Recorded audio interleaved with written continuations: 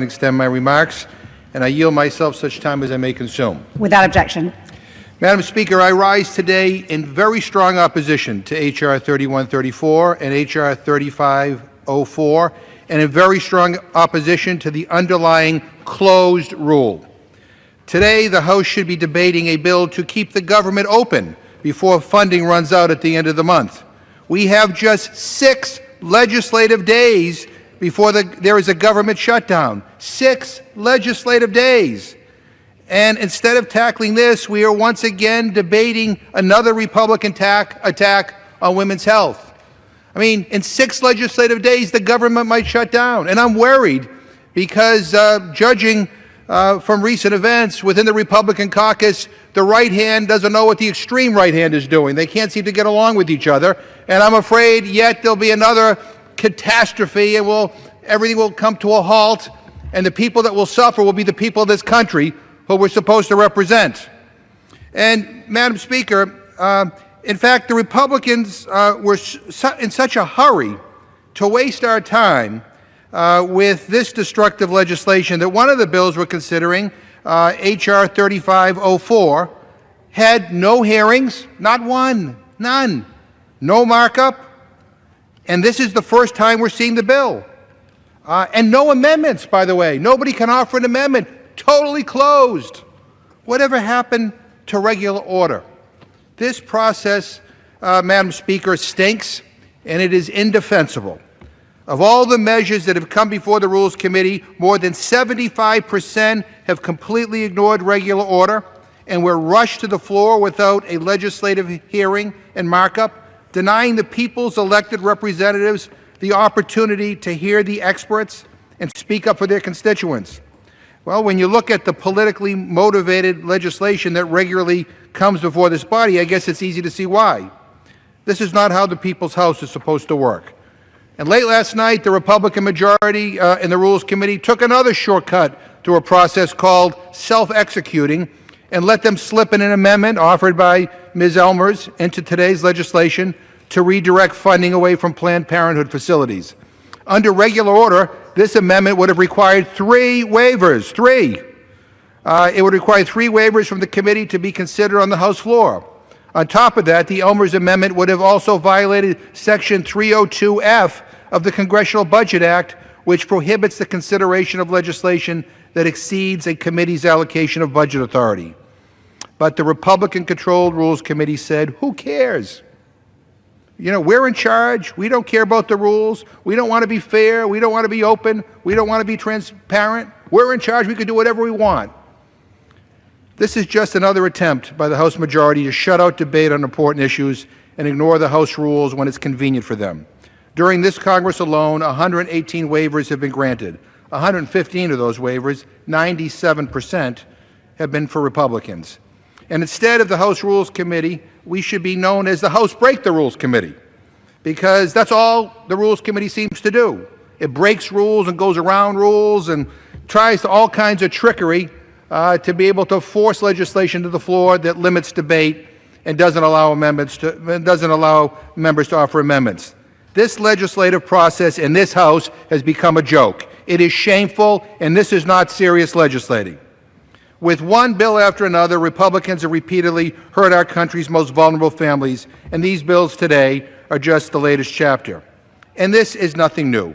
One of the first acts of the Republican House majority in 2011 was to drive us to the brink of a government shutdown over Planned Parenthood. In October 2013, the Republicans did shut down the government by insisting on defunding the Affordable Care Act.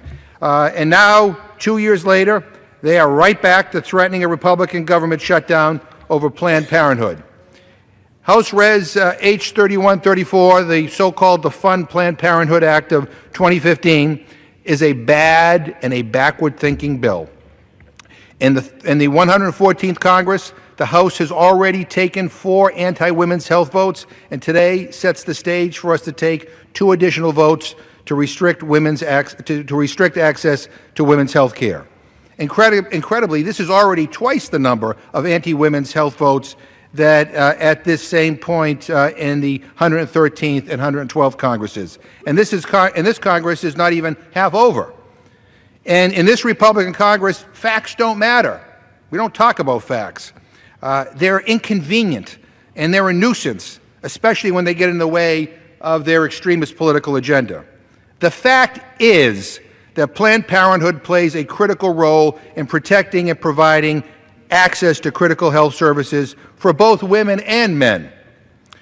1 in 5 women has relied on a Planned Parenthood health center for care in her lifetime, and Planned Parenthood serves 2.7 million patients each year. And one of the most important statistics that my Republican friends like to ignore is that more than 90% of what Planned Parenthood does nationally is preventive care, including cervical cancer screenings, breast cancer screenings, and family planning, not abortion services.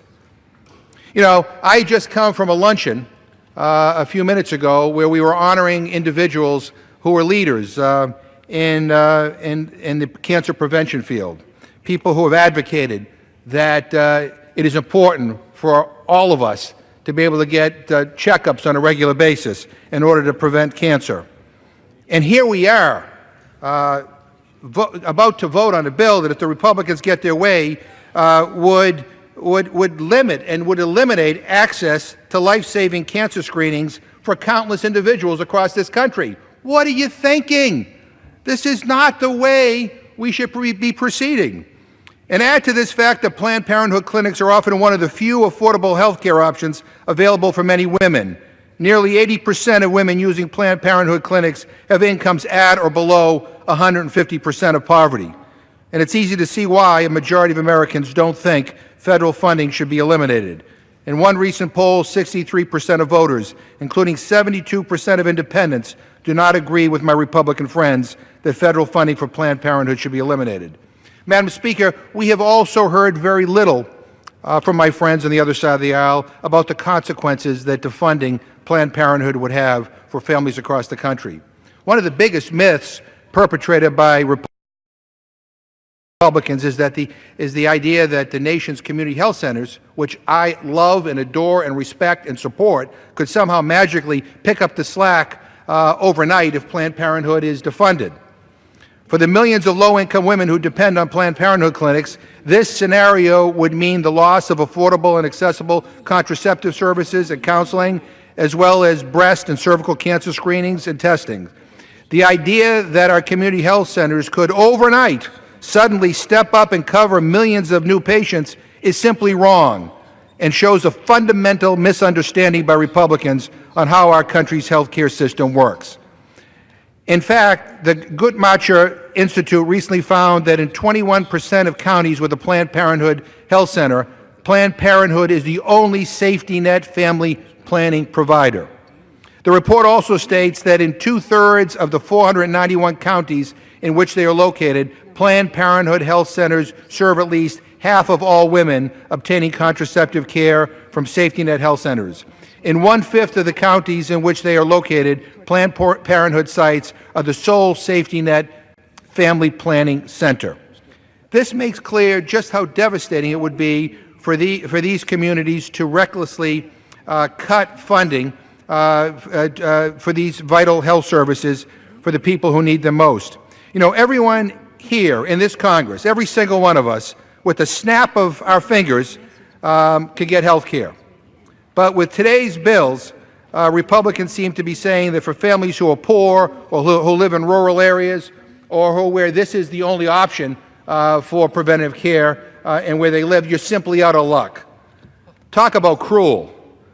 Madam Speaker, I have a recent article from the Health Affairs blog entitled "Planned Parenthood, Community Health Centers, and Women's Health, Getting the Facts Right." I quote from that. A claim that community health centers readily can absorb the loss of Planned Parenthood clinics accounts to a gross misrepresentation of what even the best community health centers in the country would be able to do were Planned Parenthood to lose over 40% of its operating revenues overnight as a result of a ban on federal funding, end quote. I ask unanimous consent to insert the full article in the record. Without objection. Here are some more facts. For every patient served by a community health center today, nearly 3 residents of low-income communities remain without access to primary health care. By voting a sudden cutoff in funding, we would create an immediate health care access crisis for millions of women, placing enormous strain on community health centers and other providers. And community health centers offer women's health services as part of a comprehensive primary care programs. They simply cannot put their other responsibilities aside. You know, with so many of our nation's community health centers already struggling to meet the needs of our most vulnerable communities, the last thing we should be doing is trying to make their jobs harder. Now, on top of all of this, Senator McConnell has already said that Senate Republicans do not have the votes to pass this bill, and it will never reach the President's desk. So what are we doing here? This is not a rhetorical question. We are literally, as I said earlier, we are 6 legislative days away from another government shutdown. And instead of talking about how we're going to keep the doors open, how we're going to do what the people of the country have sent us here to do and keep government running, we are wasting time with this politically driven legislation that does nothing to make the country better. Madam Speaker, the other bill before us, H.R. 3504, is not a simple restatement of the current Born Alive law, by the way, which passed by a voice vote in 2002. No, just so my colleagues understand, this bill fundamentally interferes with the sacred doctor-patient relationship and undermines doctors' clinical judgment and tells them how to provide medicine, or else they will face criminal penalties. Madam Speaker, this bill is a solution in search of a problem. We already have strong federal and state laws that protect babies born alive. Look, the bottom line is that these anti-women's health bills would limit women's access to safe, legal, reproductive health care. Congress should be governing responsibly and working to solve the real issues our country is facing. We should be focused on growing our economy, creating jobs. I think you may have forgotten that that's an important priority of the American people because my friends never like to mention the word jobs. But we ought to be focused on creating jobs. We ought to be protecting access to health care, increasing college affordability, and building a better future. Instead, 30 conservative House Republicans have decided to take government funding hostage, and that's what we're here for. The American people deserve better. And finally, let's be clear. Let's all kind of clear the air and be honest about one thing. The debate we're having today really isn't about the quality of care provided by Planned Parenthood. That's really not what's at the heart of all this. This is an effort by my friends on the Republican side to kind of pursue their agenda of criminalizing and outlawing abortion in every circumstance. Many of my colleagues on the other side have been very vocal about the fact that they want to criminalize abortion even in cases of rape or incest. They would make a woman who is a victim of rape or incest a criminal. They would criminalize the doctors.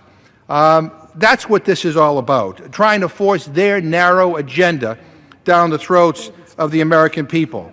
I would say to my colleagues that we ought to reject this and get down to the business of governing this country. This is not what we should be doing here today.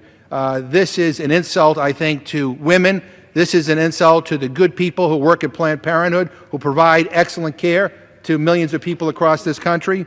And quite frankly, it's an insult to the American people that with 6 legislative days left before you shut the government down, this is what you choose to bring to the floor.